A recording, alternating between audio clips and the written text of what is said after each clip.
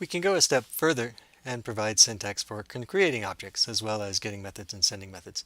So we'll introduce an object form which has a sequence of field IDs and field expressions after it in parentheses, and then after that any number of methods with body expressions.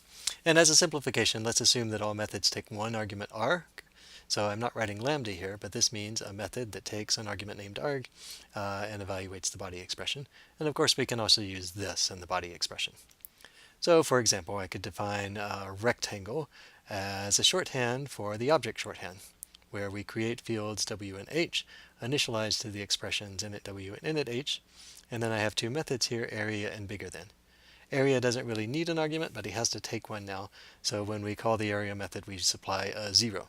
But bigger than uses its arg method to compare that to the result of the area on this. So if you put it all together, we can see the code over here.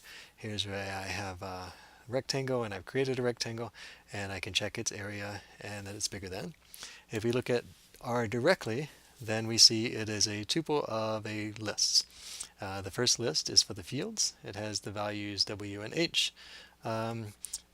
Tuples w and h map to 10 and 15 respectively, and we have methods, area, and bigger than that are implemented by procedures.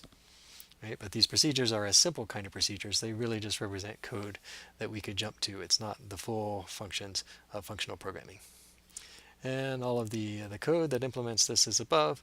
You don't necessarily need to understand all this. The key thing to understand is this syntax, because this is the kind of thing that we're going to do in curly now.